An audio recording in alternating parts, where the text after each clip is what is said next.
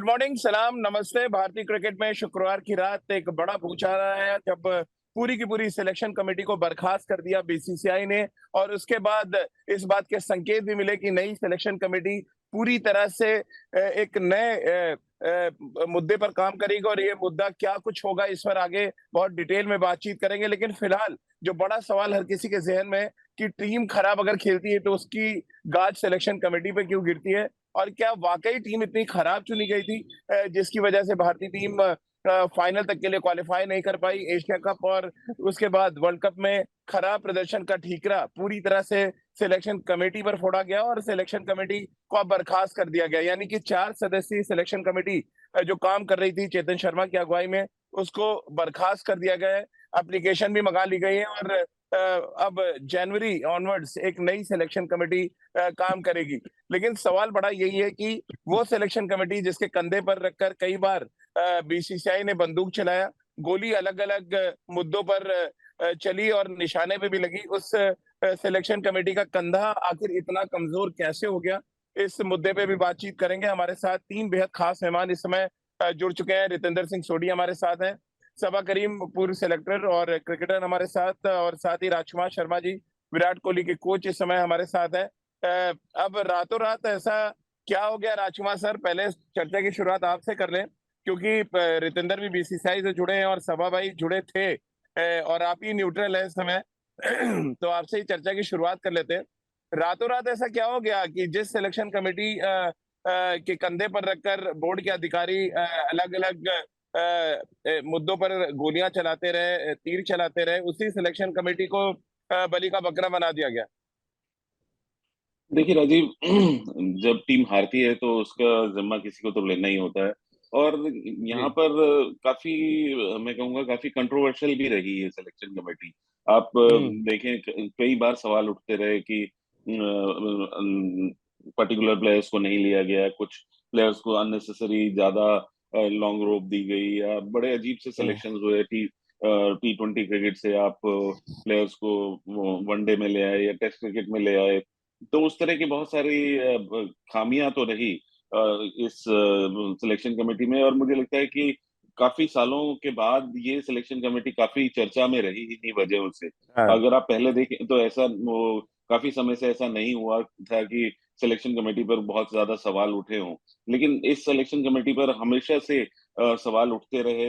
अब उसके रीजंस अलग अलग रहे, काफी सारे रहे, काफी कंट्रोवर्शियल भी रही ये सिलेक्शन हम्म। कमेटी। और एंड में शायद बीसीसीआई को लगा कि क्योंकि बहुत ज्यादा कंट्रोवर्सी है, बहुत ज्यादा मैं एलिगेशंस तो नहीं कहूंगा, लेकिन हाँ मतलब सेटिस्फैक्टरी रिजल्ट्स नहीं थे, जिस वजह से उन्होंने उसको भंग किया सिलेक्शन कमेटी को। तो आने वाले समय में आशा करता हूँ कि एक ऐसी सिलेक्शन कमेटी होगी जो अपने दम पर मतलब आप डिसीजन लेंगे, क्योंकि एंड ऑफ द डे आपको ही उसका मोहरा बनाया जाता है। आप किसी के कहने पर अगर काम करते हैं और बाद में वो सक्सेसफुल नहीं होता, या कुछ ऐसा होता है, तो बाद में वो लोग तो पीछे हट जाते हैं, लेकिन जी। आप को मोहरा बनाया जाता है। तो इस तरह की चीजें हमेशा से चलती आई हैं। लेकिन ये काफी मतलब ये वाली सिलेक्शन कमेटी, इतना तो मैं जरूर कहूंगा कि काफी कंट्रोवर्शियल रही। कंट्रोवर्शियल रही, लेकिन क्या सवा भाई आपको भी लग रहा है वर्ल्ड कप की हार का ठीकरा पूरी तरह से सिलेक्शन कमेटी में फोड़ा गया? और फिर अगर फोड़ा गया है तो फिर टीम मैनेजमेंट के जो कप्तान और कोच होते हैं उनकी सलाह से ही टीम बनती है, हर कोई जानता है, कोई किसी से छुपा नहीं है। और अगर आपके मन मुताबिक टीम बनी थी और आप उन खिलाड़ियों को खिला नहीं पाए तो फिर इसमें गलती सिलेक्शन कमेटी की क्या है? चलिए, कंट्रोवर्सी रही वो हम सब समझ रहे हैं, लेकिन जो निकाला गया टीम से उसका पूरी पूरी तरह से या वर्ल्ड कप हारे हैं तो पूरी तरह से जिम्मेदार तो सिलेक्शन कमेटी नहीं हो सकती। आप भी सिलेक्टर रहे हैं, आप जानते हैं बेहतर तरीके से। हाँ राजीव, देखिए वो बात तो है। वो जैसा कि राजकुमार ने कहा कि अगर टीम अच्छा नहीं करती है तो अंत में चयनकर्ता ही रिस्पॉन्सिबल होते हैं टीम को पिक करने के लिए। कम से कम 15 या अच्छा। 18 या 20 जितने खिलाड़ियों पिक किए गए हैं। और हम्म। मुझे लगता है ये बीसीसीआई का पहला कदम है। हो सकता है कि आने वाले समय में कुछ और कठोर कदम हमें देखने को मिले। ऐसे भी अगर हम्म। आपने देखा होगा जो एप्लीकेशंस के लिए इनविटेशन दिया गया, उसमें जो जॉब प्रोफाइल है बहुत ज़्यादा क्लियर हो गई है कि हाँ। जो सिलेक्शन कमेटी बनेगी उनका काम होगा कि हर एक फॉर्मेट में अलग अलग कप्तान चुना जाए। और ये इसके पहले कभी भी नहीं हुआ है राजीव। इसका मतलब ये हम्म। है कि बीसीसीआई के जो नहीं, ऑफिस एक तो बेरर्स एक हैं। तो आप जो बड़ा लगातार डिमांड कर रहे हैं तो उसमें मुहर लग गई सभा में। ऐसा लग रहा है देखिए आपकी वो पुकार सुन ली पहले तो। देखिए हाँ, वो अलग बात है, पर एक और बात ये भी है राजीव की बीसीसीआई की कॉन्स्टिट्यूशन है, चयनकर्ताओं के बारे में ये कहा जाता है कि मैक्सिमम आपको 5 साल का टर्म मिलेगा, पर हर साल वो टर्म जो है रिन्यू होता है। इसके पहले हाँ। कई बार ऐसा हुआ है कि 5 मेंबर सिलेक्शन कमेटी में एक या दो चयनकर्ताओं को हटा दिया गया है, उनकी जगह पर नए चयनकर्ता हैं। पर ये पहली बार हुआ है कि पूरी की पूरी, इस बार तो चलिए खैर 4 मेंबर कमेटी थी, उनको एक एक साथ ही हटा दिया गया। उसमें देवाशीष हम्म। मोहंती ने अपना 5 साल का टर्म पूरा कर लिया था, तो उसके अलावा जो 3 सेलेक्टर्स थे उनके टर्म और भी बाकी थे। पर ये पहली बार है कि बीसीसीआई ने इस प्रकार का कदम उठाया है, तो मुझे लगता है एक फ्रेश अप्रोच के साथ अब बीसीसीआई का इरादा है कि चयनकर्ताओं को रखा जाए जो ज्यादा सिंक में रहे, जो डिमांड्स हैं इस समय अंतर्राष्ट्रीय क्रिकेट के लिए। हम्म। हो सकता है रिसेंटली रिटायर्ड क्रिकेटर्स को ज्यादा प्रेफरेंस दिया जाए, जिनको T20 के बारे में ज्यादा जानकारी है या फिर व्हाइट बॉल क्रिकेट के बारे हम्म। में ज्यादा जानकारी है। उस तरह की बातचीत जरूर हो रही होगी, पर अंत में जैसे कि मैंने कहा, ये सिर्फ पहला कदम है बीसीसीआई का। हो सकता है कि आने वाले समय में हमें कुछ और निर्णय देखने को मिलेंगे बीसीसीआई की तरफ से। लेकिन सभा भाई, मेरा सवाल जो था आपसे उसका जवाब मैं जरूर जानना चाहूंगा कि क्या सिलेक्शन कमेटी पूरी तरह से जिम्मेदार है? टीम तो आपको दी गई, उस टीम में आपने यजुवेंद्र चहल को नहीं खिलाया पूरे मैच। पूरे वर्ल्ड कप में हमने देखा लेग स्पिनर किस तरह डोमिनेट कर रहे हैं। तो एक तरफ जीत थी शायद, और एक जो टसल थी टीम मैनेजमेंट और सिलेक्शन कमेटी के बीच में, वो भी साफ नजर आ रही थी कि हमने आपको खिलाड़ी तो दे दिया, हम नहीं खिलाएंगे उन खिलाड़ियों को। और जब पोस्टमार्टम होता है, जब रिपोर्ट्स जाती हैं बीसीसीआई को, तो शायद ये बड़ी चीज उसमें लिखी गई हुई जिसकी वजह से ये फैसला लिया गया। हाँ नहीं राजीव, मैं आपकी बात से सहमत हूँ कि देखिए चयनकर्ताओं का काम होता है 15 पिक करके टीम को दे देना, उसके बाद 11 में कोई इंटरवेंशन सिलेक्टर्स का होता नहीं है एज बिल्कुल। पर बीसीसीआई कॉन्स्टिट्यूशन। अंत में 11 खिलाना कप्तान और कोच के ऊपर निर्भर करता है। अब वहां पर क्या हुआ, किस तरह का तालमेल था नहीं था, यहाँ पर कहना बहुत मुश्किल है। पर आपने बात सही कही कि जब तक कि टीम मैनेजमेंट और चयनकर्ता दोनों एक पेज पे नहीं रहेंगे, टीम को आगे बढ़ना बहुत मुश्किल हो जाता है। क्योंकि जो चयनकर्ता 15 पिक करते हैं, उनके भी दिमाग में कुछ ना कुछ चलता रहता है, कुछ सोच कर वो आते हैं। हम्म। पूरे साल भर वो ट्रैवल करते हैं, मैचेस देखते हैं, वहां से वो प्लेयर्स को पिक करते हैं, उसके बाद उनको चुना जाता है। तो अंत में ये बहुत जरूरी है कि जिन प्लेयर्स को चयनकर्ताओं ने चुना है और जिस मकसद से चुना है, वो मकसद सामने आना चाहिए जब आप 11 पिक कर रहे हैं। अगर वो नहीं होता है तो इसका हम्म। मतलब है कि कुछ ना कुछ अनबन जरूर है टीम मैनेजमेंट में और चयनकर्ताओं में। चलिए, रितेंद्र सिंह सोढी भी हमारे साथ हैं, नॉर्थ जोन से आते हैं, और हम सब ये चाहते भी हैं कि नॉर्थ जोन से एक अच्छा चेहरा जाए। तो रितेंद्र, एक तो सिलेक्शन कमेटी में जाएं, और हम सब रिक्वेस्ट करेंगे उनसे कि वो अप्लाई भी करें। लेकिन साथ ही रितेंद्र जाने से पहले आपको नहीं लग रहा है एक एक ऐसे रास्ते पे आपको जाना है जो अग्निपथ है एक तरह से? टीम अच्छा करे तो ठीक है, खराब करेगी तो फिर सिलेक्टर्स की पूरी जिम्मेदारी। क्या इस तरह की अग्निपथ पर चलने को आप तैयार हैं? जिस तरह से अग्निपथ पे सिलेक्शन कमेटी चली है, सभा भाई चले, चेतन बाजी चले, क्या उस अग्निपथ पर आप चलने के लिए तैयार हैं? देखिए राजीव, सबसे पहले तो ये बहुत बड़ी न्यूज है, और एक तरह आपने जैसे अभी शो शुरू किया, एक तरह भूचाल है, क्योंकि ऐसे कभी नहीं हुआ है कि पूरी जी। कमेटी को सैक कर दिया जाए। और देखिए ये दर्शाता है कि बीसीसीआई, भारतीय जनता, हम सब बहुत नाराज हैं जो वर्ल्ड कप में घटा है।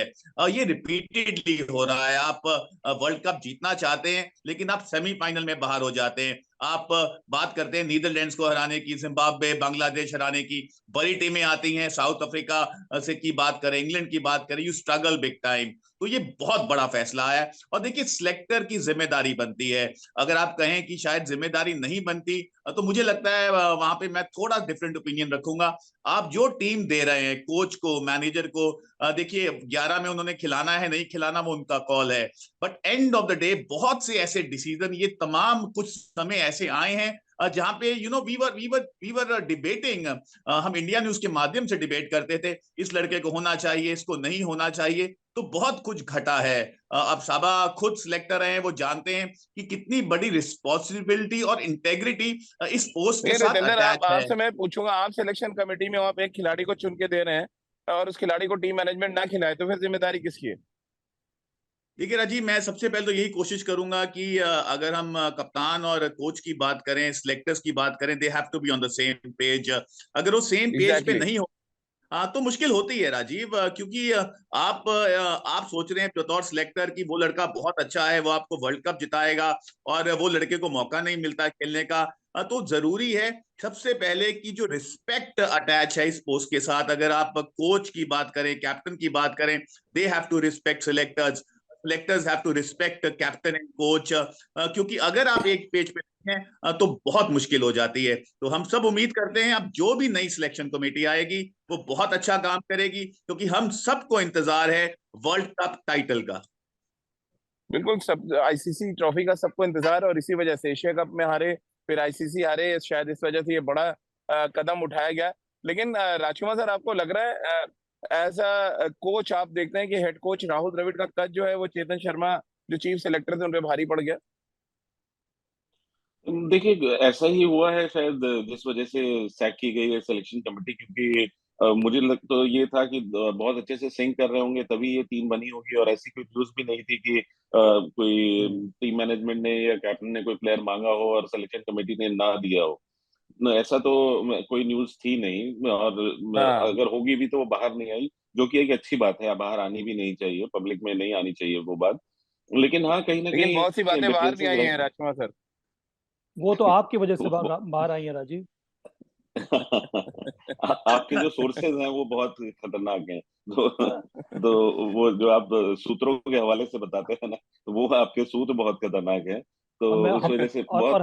हम लोग दुआ करते हैं कि आगे आगे भी आपके सूत्र इस तरह से तगड़े रहें। बिल्कुल बिल्कुल बिल्कुल। रहेंगे आप, और अच्छी और ऑथेंटिक खबर हम देते रहेंगे, इस बात की पूरी गारंटी है। बिल्कुल, तो मैं वही कह रहा था राजीव, लेकिन जैसा अभी रतंद्र ने भी कहा कि हम काफी ज्यादा डिस्कशंस करते थे कि ये पर्टिकुलर प्लेयर शायद नहीं होना चाहिए था, या उसको कब तक नहीं खिलाएंगे। इस तरह के बहुत सारे केसेस रहे, और काफी ज्यादा वो कंट्रोवर्सीज रही सिलेक्शंस को लेकर। तो सर मुझे लगता सर है सबसे कि ज्यादा चर्चा तो चहल को लेके रही। चहल को खिलाया नहीं आपने। हर्षल पटेल आपके T20 के बेस्ट सीमर थे, आपने उनको नहीं खिलाया। फिर आप सिलेक्शन कमेटी को बर्खास्त कर देते हैं। तो मतलब कहीं ना कहीं कुछ हद तक तो टीम मैनेजमेंट से भी सवाल पूछे जाने चाहिए। ऐसे कैसे आप छोड़ देंगे कि कप्तान और कोच बेदाग हैं और सिलेक्शन कमेटी को आप साइडलाइन कर देंगे? और वही देखिए सिलेक्शन राजीव, कमेटी बहुत बहुत जिसके दम पर आपने कई बोर्ड फैसले लिए, अचानक क्या हो गया ऐसा? बहुत बहुत सारे डिसीजंस ऐसे हुए। आर अश्विन का सिलेक्शन न होना T20 में, तो किसकी पहले वजह एशिया से हुआ कप में। सर? और वही तो हमें मुझे भी जानना है आपसे। वो तो अब कप्तान मैं और ये कोच ने मांगा कि एक ऑफ स्पिनर चाहिए आपको, और वॉशिंगटन अब सुंदर अवेलेबल नहीं थे, और आपको दिया गया जो आप मांग रहे हैं। नहीं, तो मैं ये कह रहा हूँ कि शायद ना मांगा हो उन्होंने, और सेलेक्टर्स को बेटर लगाओ कि नहीं तो फिर वो खिलाना नहीं होना चाहिए ना चाहिए। सर? फिर खिलाया क्यों? सारे मैच खेल गए नहीं, आर और अश्विन तो। इस तरह ही आप डीके की बात कर लीजिए, दिनेश कार्तिक की। अब ये नहीं बिल्कुल। पता ना कि कौन टीम मैनेजमेंट मांग रही थी या राहुल द्रविड़ का सेलेक्टर्स थोप स्टेटमेंट है रहे थे। सर, राहुल द्रविड़ का स्टेटमेंट है कि नंबर 7 के हमारे वर्ल्ड कप के फिनिशर होंगे टीम सिलेक्शन होने से पहले। तो मेरे को तो तो सब मैं कुछ वही कह याद रहा है। हूँ ना, ये मैं तो वही कह रहा हूँ आपको कि अब संजू सैमसन का ना होना, क्या क्या मालूम कि सेलेक्टर्स चाहते हैं और टीम मैनेजमेंट नहीं चाहती हो, तो बहुत सारी चीजें थी राजीव। ईशान किशन एकदम से साइडलाइन हो गए, वो पहले जो हम्म चल रहे थे। हमारे पास 8-10 फास्ट बॉलर ऐसे थे जिनमें से आप किसी को भी खिला सकते थे। सडनली वी फाउंड कि वर्ल्ड कप के लिए हमारे पास फास्ट बॉलर नहीं है। तो इस तरह की हम्म बहुत सारी बातें रही हैं, ऐसा नहीं है कि मतलब कोई कंट्रोवर्सी नहीं रही, कंट्रोवर्सी काफी सारी रही हैं। और मुझे लगता है कि इसी वजह से वो शायद बीसीसीआई ने इतना बड़ा कदम उठाया कि उन्होंने पूरी सिलेक्शन हम्म कमेटी को सैक किया है। सभा भाई, रीजन क्या देख रहे हैं? चलिए, कंट्रोवर्सी एक तरफ, टीम का प्रदर्शन एक तरफ, क्या बड़ा रीजन आपको लग रहा है? टीम लगातार क्वालिफाई नहीं कर पा रही थी, या जो राजकुमार सर कह रहे हैं कि कंट्रोवर्सी बहुत ज्यादा थी सिलेक्शन कमेटी के साथ?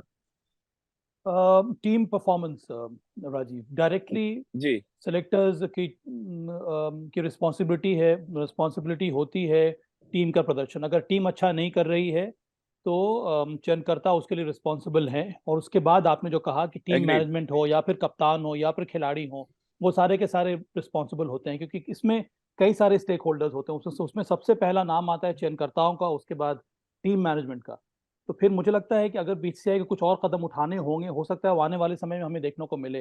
पर यह कह देना कि इन इस हार के लिए सिर्फ चयनकर्ता रिस्पॉन्सिबल है, ये भी उचित नहीं है। उनमें टीम बिल्कुल मैनेजमेंट ठीक का भी बात है। हाथ है और उसके साथ साथ प्लेयर्स का भी हाथ है। देखिए, चयनकर्ताओं, ये जो सिलेक्शन कमेटी हमारी बनती है, मैं भी उस सिलेक्शन कमेटी का हिस्सा रह चुका हूँ राजीव। बहुत जरूरी है कि अब समय आ गया है कि चयनकर्ताओं को एक फ्री हैंड दिया जाए। कई बार दिक्कतें तब आती हैं कि बहुत सारे आउटसाइड फोर्सेस का इंटरफेरेंस होने लगता है। हम्म चाहे वो टीम मैनेजमेंट का हो, या फिर कई बार जो बीसीसीआई के कई सारे जो ऑफिस बेयरर्स होते हैं, कई बार ना चाहते हुए भी इंटरफेरेंस हो जाता है। मुझे लगता है कि अब ये समय आ रहा है कि अगर आप सिलेक्शन कमेटी फ्रेश बना रहे हैं तो उनको एक फ्री हैंड दिया जाए, उनको एक डायरेक्टिव दिया जाए, उनको एक प्रोफाइल दिया जाए, ताकि वो आने वाले समय में न ही केवल टीम का चयन करें पर एक विजन के साथ काम करें कि आने वाले समय में आपका विजन क्या है, आप किस दिशा में टीम को ले जाना चाहते हैं, और ये विजन आप तैयार करेंगे टीम मैनेजमेंट के साथ, और तब दोनों के दोनों रिस्पॉन्सिबल होंगे टीम को आगे बढ़ाने के लिए। अगर टीम अच्छा नहीं कर रही है तो फिर रिस्पॉन्सिबिलिटी इन दोनों स्टेक होल्डर्स की होनी चाहिए। जितेंद्र, दो अलग अलग राय है। एक तरफ राजकुमार सर थे जिन्होंने कंट्रोवर्सी को बड़ा मुद्दा माना, सवा भाई हैं जिन्होंने कहा कि टीम परफॉर्मेंस और साथ ही दोनों जो टीम मैनेजमेंट है और सेलेक्टर्स दोनों की जिम्मेदारी होती है। आप कैसे देख रहे हैं इस बड़ी घटना को जो इंडियन क्रिकेट में घटी है? ये मुझे कई सालों से जितना मैं क्रिकेट कवर कर रहा हूँ या देख रहा हूँ, मैंने कभी नहीं सुना था कि पूरी की पूरी सिलेक्शन कमेटी बर्खास्त की गई हो। देखिए राजीव, यहाँ पे बीसीसीआई की तारीफ करनी होगी। अब देखिए राजीव, आप इसको इलॉन्गेट कर सकते थे, आप बात कर सकते थे कि आगे क्रिकेट आएगी तो आगे देखा जाएगा, हम मेहनत करेंगे, लेकिन कई बार आपको बहुत स्ट्रॉन्ग एक्शंस लेने पड़ते हैं, तो ये उस एक्शन का एक अहम हिस्सा है। देखिए राजीव, टीम में भी बदलाव आपको दिखेंगे।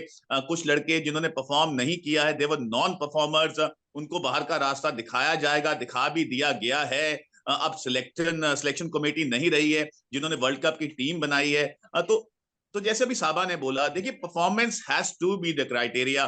बहुत बार हम राजीव फुटबॉल में देखते हैं, टेनिस में देखते हैं, जब टीम अच्छा नहीं करती है, लड़का अच्छा नहीं करता है, उसका कोच रिजाइन कर देता है, कप्तान खुद रिजाइन कर देता है। तो ये क्रेडिबिलिटी का मुझे लगता है बहुत बड़ा पार्ट है। इंडियन क्योंकि क्रिकेट में अगर नहीं आपको होता रितेंद्र, न कोच रिजाइन करता है ना कप्तान, सिलेक्शन कमेटी जाती है।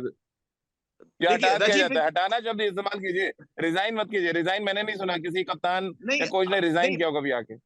देखो राजीव, ऐसा है, सिलेक्शन कमेटी की जिम्मेदारी पूरी बनती है। अगर हम ये कहें कि सिलेक्शन कमेटी का इतना इतना यहाँ पे हाथ नहीं है, आप टीम जो दे रहे हैं, देखिए अश्विन की हम बात करें, डीके की हम बात करें, आपके पास बुमराह इंजर्ड हो गए थे, विकल्प इतने पड़े थे, प्रसिद्ध कृष्णा की बात करें, मोहम्मद सिराज की सब बात करें। इंजर्ड थे, सब इंजर्ड थे रितेंद्र। पर सोढ़ी, आप आप पहले एक ही बार बात कर रहे थे कि फैक्ट चेक मोहम्मद करें। शमी को रहना चाहिए। अभी आप कह रहे हैं कि मोहम्मद शमी को क्यों हाँ, चुना गया? जब ये जसप्रीत ये तो बुमराह गलत इंजर्ड है। हुए थे तब आपने ये कहा था ना कि 11 शमी पेस को रहना बॉलर्स चाहिए। इंजर्ड थे जब शमी आपने को तो ये कॉल भी किया कहा गया। था कि जसप्रीत बुमराह के साथ भी मोहम्मद शमी को रहना चाहिए। वो इसलिए साबा भाई, क्योंकि एक्सपीरियंस की अगर हम बात करें तो तो, आपको उस समय तो एक्सपीरियंस फिर प्लेयर दिख नहीं रहा था, क्योंकि वही मैं आपने कह रहा हूँ देखिए ना। अगर नहीं तो आपको लग रहा है बिना टीम मैनेजमेंट के रितेंद्र, मोहम्मद शमी आ गए, अश्विन आ गए, डीके आ गए, सारे बिना टीम मैनेजमेंट की मर्जी के टीम में थे और नहीं वो नहीं, सारे प्लेइंग 11 राजीव में खेले? राजीव ऐसा कैसे हो सकता है? राजीव, ये मैंने भी कहा था कि शमी को वहां रहना चाहिए, और नहीं, बुमराह आपने भी के कहा था, होते लेकिन हुए आप बैक नहीं कहा, आप बैक नहीं जा रहे ना। आप जो कह रहे हैं आप उस पर स्टे कर रहे हैं, रितेंद्र कह रही है। नहीं, मेरा तो ये मानना है कि अगर आप शमी को बाहर से लेकर आ रहे हैं, और उससे पहले जो आपके पास 3 फास्ट बॉलर हैं, पहले आप उन्हें खिलाइए ना। अगर आपको लगता था कि पहले एग्जैक्टली, मैं वाले उसी पे आ रहा तीन, हूँ। तो ये काम तो टीम मैनेजमेंट का है ना, हर्षल प्लेइंग 11 खिलाना, हर्षल राजकुमार सर। मैं वही तो कह रहा हूँ, हर्षल पटेल को क्यों नहीं खिलाया जाता जब वो पहले वो चूज किया फास्ट बॉलर, और उसके बाद बाहर हम्म। से शमी आते हैं और वो आकर सारे मैचेस खेलते हैं, और हर्षल पटेल एक भी मैच नहीं खेलते। तो और ये अश्विन को देख इस तरह लीजिए, के अश्विन का देखिए ना। वही उनको एक तरफ कह रहे हैं कि आपको नहीं चाहिए था और सारे मैच खेल रहे हैं वो। यजुवेंद्र चहल पूरे साल से नंबर 1 एक गेंदबाज, सबसे ज्यादा विकेट टेकर T20 में। इस वर्ल्ड कप में सबसे ज्यादा डोमिनेट लेग स्पिनर ने किया, और आपका लेग स्पिनर पूरी तरह से बाउंड्री लाइन के बाहर बैठा रहा। क्या करेगा इसमें सिलेक्शन कमेटी? तो आप दोनों तरफ करिए ना, बराबर रखिए तराजू को। ऐसा नहीं है तुम रख दीजिए एक नीचे एक ऊपर हो जाए। आपको सवाल करने चाहिए राहुल द्रविड़ और रोहित शर्मा से भी। वो भी जरूर किए जाएंगे राजीव, क्योंकि ये जी। जो खबरें आ रही हैं कि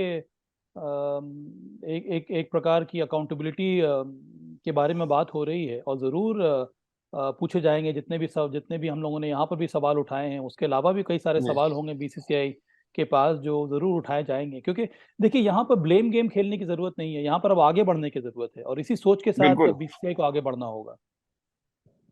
देखिए बिल्कुल राजीव, ठीक यहाँ बात पे है एक रितेंद्र। बहुत अब बहुत क्योंकि राजीव, जी जी जी रितेंद्र, बात पूरी करें जी। हाँ राजीव, मैं सिर्फ ऐड ऑन करना चाहूंगा। देखिए अभी जो हम बात कर रहे हैं, ये एक बहुत बड़ा फैसला आया है, एक तरह भूचाल है, ऐसे कभी हुआ नहीं है। कि पूरी सिलेक्शन कमेटी को सैक कर दिया जाए। देखिए, this is just the start. अब आगे क्या होता है, आगे कैसे आप कोच को सवाल करते हैं, कैसे आप कप्तान को सवाल करते हैं। जैसे अभी सुनने में आ रहा है बीसीसीआई ने कॉल अप किया है सीनियर खिलाड़ियों को, वहां पे बातचीत की जाएगी, और ये बहुत जरूरी है राजीव। देखिए, you can't take your place for granted. आप कोई भी हैं, XYZ, you are answerable, you have a national duty to win the world cup for your team. लेकिन अगर वो नहीं होता है रिपीटेडली, बेशक आप टीम सिलेक्शन की बात करें, ग्राउंड में खेलने की बात करें, सटीक 11 खिलाने की बात करें, यू आर आंसरेबल। अगर आप कोच हैं, कप्तान हैं, आप सिलेक्टर हैं, you are answerable big time. और ये फैसला मुझे लगता है बीसीसीआई ने एक वो ट्रेंड की शुरुआत कर दी है जहां पे अब सिलेक्टर्स को लगेगा, जो भी नई सिलेक्शन कमेटी बनेगी, कोच को लगेगा, कप्तान को लगेगा, बेशक वो जितना बड़ा लेजेंड है, कि अगर मैं रिजल्ट्स नहीं दूंगा तो मुझे बाहर का रास्ता दिखाया जा सकता है, और ये बहुत सही ट्रेंड होगा। क्योंकि नई सिलेक्शन कमेटी आ रही है राजकुमार सर, क्या नई सिलेक्शन कमेटी को ये पावर दिया जाएगा कि आप सिलेक्शन जो प्लेइंग 11 होता है उसमें भी आपका वोट हो, ताकि जब आंसर देने की बात आए तब सिलेक्शन कमेटी बच के ना निकल पाए और ना टीम मैनेजमेंट बच के निकल पाए, क्योंकि आपको एक पेज पे रहना पड़ेगा। आपको लग रहा है ये फॉर्मूला लेके आना चाहिए, जैसे ऑस्ट्रेलिया का एक सिलेक्टर होता है ग्राउंड पे और वो सिलेक्शन कमेटी में भी उतना ही उसका जब प्लेइंग 11 चुनी जाती है होता है उसमें दखल, क्या ये इंडिया नहीं में शुरू कर देना चाहिए ताकि जो हम चर्चा कर रहे हैं वो खत्म हो जाए कि कौन जिम्मेदार है हार नहीं का? नहीं राजीव, मुझे नहीं लगता कि इतना ज्यादा इंटरफेरेंस होना चाहिए। और जैसा कि नहीं सभा नहीं, ने कहा कि मैं नहीं, एक बार एक्चुअली देखिए, उन सिलेक्शन भाई कमेटी के जब काम में सिलेक्शन आपको होता है तो 15। कोच और कप्तान की अगर आप लेते हैं राय, तो फिर जब प्लेइंग 11 चुनते हैं तो सिलेक्टर्स की राय लेने में क्या हर्ज है? मुझे मेरा सवाल ये है। देखिए, सेलेक्टर्स की राय ली जाती है वहां पर, लेकिन सेलेक्टर का वोट नहीं होता है उसी प्रकार जिस प्रकार कप्तान का और कोच का वोट नहीं होता सिलेक्शन कमेटी में। ऐसा नहीं होता कि जो सेलेक्टर ट्रेवल कर रहा होता है उससे पूछा नहीं जाता है उससे, क्योंकि वो एक लाइक टीम मैनेजमेंट होता है, he is also part of it, तो उससे पूछा जरूर जाता है, लेकिन ऐसा नहीं होता कि उसके पास वोट हो। और मेरा मानना है कि सिलेक्शन कमेटी को अगर फ्री हैंड दिया जाए, कि आप जैसा कि सभा ने भी कहा कि जो अदर्स जो बाहर के जो प्रेशर्स आते हैं, अगर वो नहीं हो, तो फिर कोई भी सेलेक्टर ये हो बाहर जो के भी प्रेशर है क्या राजकुमार सर? विराट कोहली अच्छी को क्रिकेट कप्तानी खेल। से बाहर करना बाहर का प्रेशर था, प्लेइंग 11 बनाया जाना बाहर का प्रेशर है क्या? ये बाहर का प्रेशर, और ये बाहर का प्रेशर तो लेट उठ रहा है पूरी की पूरी भारतीय टीम को जब आईसीसी टूर्नामेंट्स की बात आती है। यही तो मैं कह रहा हूँ कि उनको फ्री हैंड दिया जाएगा तो राजीव, जो भी अच्छी क्रिकेट खेला हुआ है, जो बीसीसीआई ने नॉर्म्स बनाए हुए हैं कि इतने क्रिकेट खेलने वाला अप्लाई कर सकता है, तो जो भी इतनी हम्म। क्रिकेट खेला होगा वो भली बात ही जानता होगा कि कौन से प्लेयर लंबी रेस के घोड़े हैं, या किसको और लॉन्ग रोप दी जानी चाहिए, या कौन आगे चलकर ज्यादा लंबे समय तक सर्व कर सकता है, क्योंकि सबको आइडिया हम्म। होता है। सब जो भी इतनी अच्छी क्रिकेट खेला है उसे पता है कि कौन बेटर प्लेयर है। लेकिन कई बार कभी जोन की बात आ जाती है, कभी और जिस तरह बात हो रही है कि ऊपर के प्रेशर्स आ जाते हैं, तो वो सब चीजें अगर नहीं होंगी तो मतलब हम सभी जानते हैं कि बहुत आराम से ये टीम बन सकती है जो कि 100% मैच विनर हो। अक्सर ऐसा जी होता है, और नॉर्मली देखा जाता है कि टीम मैनेजमेंट और कप्तान भी सेम पेज पर होते हैं। एक आधा प्लेयर्स के जी। लिए ही हमेशा कभी भी सिलेक्शन कमेटी में एक दो प्लेयर्स पे ही डिस्कशन होता है, वरना 12 या 13 तो अपने आप सेलेक्ट होते हैं। तो वो जी एक दो प्लेयर्स को लेकर हमेशा थोड़ा सा वो गहमा गहमी होती है कभी कभी, और मतलब डिफरेंस ऑफ ओपिनियन भी हो सकता है। उसमें बहुत ज्यादा फर्क नहीं पड़ता, लेकिन मेरा मानना जी। है कि जैसे आप कह रहे हैं कि सेलेक्टर्स को इंटरवीन करना चाहिए 11 बनाने में, तो नहीं, मुझे मेरी नहीं मेरी एक लगता फिर सलाह थी कोच बस। की नहीं कोच की और कैप्टन की फिर अथॉरिटी बहुत कम हो जाएगी, और मतलब कोच बिल्कुल ही लाचार हो जाएगा, क्योंकि ग्राउंड में तो कोच कुछ कर ही नहीं सकता, वहां पर कप्तान होता है। अगर वो 11 भी नहीं बनाए तो फिर कोच की पोजीशन तो बिल्कुल जीरो हो गई। तो कोच की पोजीशन को बनाए रखने के लिए राजकुमार सर ने वो दिया है एक सुझाव। सभा भाई, अब एज अ सिलेक्टर आप क्या सोचते हैं, कोच की अहमियत कम हो जाएगी?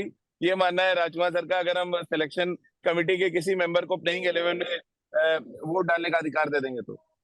देखिए, राजकुमार ने बहुत अच्छी तरह से एक्सप्लेन किया है कि क्या इस समय बीसीसीआई के कॉन्स्टिट्यूशन है। बीसीसीआई का जी कॉन्स्टिट्यूशन यही कहता है कि जब 15 बनानी होती है तो कैप्टन को मौजूद होना चाहिए टीम सिलेक्शन मीटिंग में, पर कैप्टन का वोट नहीं होता है। उसी प्रकार से जब 11 ठीक चुनी है। जाती है तो जो चयनकर्ता होते हैं, जो ट्रैवल करते हैं टीम के साथ, वो मौजूद रहना चाहिए मीटिंग के समय जब आप 11 डिसाइड कर रहे हैं, but without any voting right. और इसमें कोई गलत बात नहीं है। कम से कम सलाह ली जाती है चयनकर्ताओं की। चयनकर्ता एक्सप्लेन करते हैं कि 15 में ये जो खिलाड़ी उन्होंने चुने हैं वो किस वजह से चुने हैं, उनका रोल क्या है, ताकि टीम मैनेजमेंट उस पर ध्यान दे और उनको खिलाए। तो ये एक मिलजुल कर ये निर्णय लिया जाता है कि 11 में क्या खेलेगा। और मुझे लगता नहीं, जहां तक मेरा अनुभव है, कि कभी वोटिंग की जरूरत पड़ी हो, क्योंकि सारे सेलेक्टर्स और जो टीम मैनेजमेंट है वो एक पेज पे रहते हैं, उसके बाद ही 11 चुना जाता है। Difference of opinion is perfectly fine, होना भी चाहिए, एक हेल्दी डिस्कशन बहुत हाँ, होना जरूरी भी है, चाहिए जी। तभी आप सही सही निर्णय लेते हैं। तो वो उसमें उसमें कोई खराबी नहीं है। पर अंत में जो हम लोग चर्चा कर रहे हैं कि सभी लोग रिस्पॉन्सिबल होते हैं खराब प्रदर्शन के लिए, और इतने सालों से अगर हम टूर्नामेंट नहीं जीत रहे हैं आईसीसी, इसका मतलब है कि कहीं ना कहीं हम लोगों ने जो रास्ता चुना है अभी तक वो उचित नहीं है। बहुत जरूरी है एक फ्रेश पर्सपेक्टिव के साथ सिलेक्टर्स की नियुक्ति हो, और ऐसे जी सिलेक्टर्स को आपको चुनना चाहिए, ऐसे फॉर्मर क्रिकेटर्स को आपको चुनना चाहिए जिनकी वॉइस हो, जो टीम मैनेजमेंट के साथ डिस्कशन कर पाए, जो ये असर्ट कर पाए कि उन्होंने जो प्लेयर्स को चुना है, जो वो बैक कर रहे हैं, तो उनमें उनमें किस प्रकार की क्षमता है। और और वो शोभा मुझे भाई, लगता है कि सॉरी आपको रोकूंगा, मुझे लगता है कि जैसे हम हमेशा बात करते हैं कि कप्तान और कोच जब आप चुनते हैं तो कम से कम कोच इस कद का होना चाहिए जिसकी रिस्पेक्ट कप्तान भी करे। राहुल द्रविड़ निश्चित रूप से एक बड़े कद के खिलाड़ी हैं। क्या सिलेक्शन कमेटी में भी ऐसा होना चाहिए? स्टुअर्ट बिनी आए, बीसीसीआई प्रेसिडेंट बने, बड़े बोल्ड फैसले लिए जा रहे हैं। क्या कुछ इस तरह की आप उम्मीद रख रहे हैं कि एक सिलेक्शन कमेटी का चेयरमैन ऑफ सिलेक्टर ऐसा बने जिसका कद कम से कम कोच और कप्तान के बराबर हो? देखिए, ये भारत की हमेशा से समस्या रही है। यहाँ पर जिसने ज्यादा टेस्ट मैच खेला है, जिसने ज्यादा अंतर्राष्ट्रीय क्रिकेट खेला है, उसके उसके उसका कद हम लोग हमेशा बड़ा होकर देखते हैं। वो अपने हिसाब से, अगर हम अनुभव की बात करें तो अलग है, पर जब आप सिलेक्टर बन जाते हैं तो आपका कद ऐसे ही ऊपर हो जाता है। और ओके। वो फिर निर्भर करता है इंडिविजुअल के ऊपर कि किस तरह से आप अपने आप को प्रोजेक्ट कर रहे हैं। बहुत जरूरी हाँ। है, आपको ऐसे चयनकर्ताओं चुनने होंगे, जो आपकी जो प्रोफाइल है चयनकर्ता की, उसको आप ठीक प्रकार से प्रोजेक्ट करें। और हम्म। तभी टीम मैनेजमेंट और या हेड कोच या फिर कप्तान को ये लगेगा कि इसके साथ जो मैं बैठ के बात कर रहा हूँ, इसकी ये भी टीम के हित के बारे में सोच रहा है, और यहाँ पर कद की बात होनी नहीं चाहिए। तो अब जी मुझे लगता है, चलिए। इसीलिए राजीव, मैं ये बार बार कहता हूँ कि एक बार अगर आपने चयनकर्ता चुन लिया, तो फिर वो एक टेस्ट मैच खेला हो या फिर 100 टेस्ट मैच खेला हो, उससे कोई फर्क पड़ना नहीं चाहिए। आपको ऐसे बट चयनकर्ता को चुनना क्राइटेरिया तो होगा बड़ा कठिन डाल दिया गया है इस बार, सभा भाई। नहीं नहीं, ये पर ये क्राइटेरिया ठीक दर्शा है रहा कि ना, बीसीसीआई सात। चाह रहा है कि जो इंटरनेशनल नहीं, क्रिकेट में एक्सपीरियंस है वही है। हाँ, तो पर वो 60 टेस्ट मैच है, और फिर कुछ कुछ वनडे भी है ना, उतने तो आपको खेलने होंगे ताकि आपको अनुभव हो अंतर्राष्ट्रीय क्रिकेट का, वो जी अलग बात है। मैं कह रहा हूँ, अगर आपने एक बार चुन लिया है तो फिर उसी प्रोफाइल को उसको लेकर सामने बढ़ना होगा, और वो इंडिविजुअल जी। को उस हिसाब से इंटरेक्ट करना होगा टीम मैनेजमेंट के साथ। तो चलिए रितेंद्र, चलते थे। जो बड़ी कंट्रोवर्सीज हुई इसमें विराट का कप्तानी से हटाया जाना, या हम एशिया कप हारे, वर्ल्ड कप हारे, क्या सबसे बड़ी कंट्रोवर्सी देख रहे हैं सिलेक्शन कमेटी के आप? अरे जी, मुझे लगता है ये जो अभी हाल ही में वर्ल्ड कप हार हुई है ना, ये बहुत लोगों को इसने चोटिल किया है। क्योंकि हमें जी आंका जा रहा था वर्ल्ड कप फेवरेट्स हैं, हमें जीतना चाहिए, लेकिन जो हारे हुई हैं राजीव, साउथ अफ्रीका के साथ लीग फेज में वहां हम बड़े तरीके से स्ट्रगल किए। इंग्लैंड के साथ ये आंका जा रहा था, जहां पे ऐसा लग रहा था भारतीय टीम आसानी से जीतेगी, 10 विकेट से हमें जी रौंदा गया। तो जी हाँ, I think performance has been the main criteria, जो इतना बड़ा कदम बीसीसीआई ने लिया है। जी। चलिए, बहुत बहुत शुक्रिया रितेंद्र आपका, राजकुमार सर आपका, और सभा भाई आपका हमारे साथ इस चर्चा में शामिल होने के लिए। और हमेशा कहते हैं, एक नई सुबह के साथ एक नई सोच और एक नई राह हमें देखने को मिलती है। अब क्या पता शनिवार की ये सुबह हमें एक नई दिशा और नई राह और एक नई सोच दिखाए, क्योंकि बहुत जरूरत है, जैसे कि हमारे तमाम क्रिकेट एक्सपर्ट्स ने भी कहा, कि एक नई सोच, एक फ्रेश स्टार्ट की बहुत जरूरत है सिलेक्शन कमेटी के लिए भी और टीम के लिए भी, ताकि आईसीसी के टूर्नामेंट्स के अलग अलग फॉर्मेट में हम प्रतिभा तो दिखाते हैं। जिस तरह से माइकल वॉन ने कहा कि मोस्ट अंडर परफॉर्म टीम के का जो टैग उन्होंने दिया है, वो टैग वो जितनी जल्दी हटा लें, और उसके लिए हमें बेहतर क्रिकेट खेलनी पड़ेगी, बेहतर सोच दिखानी पड़ेगी। और इस समय जो कुछ भारतीय क्रिकेट में भूचाल सा आया है, वो तभी शांत होगा जब हम कुछ बड़ी जीत हासिल करेंगे। तो आज की हमारी इस चर्चा में फिलहाल इतना ही।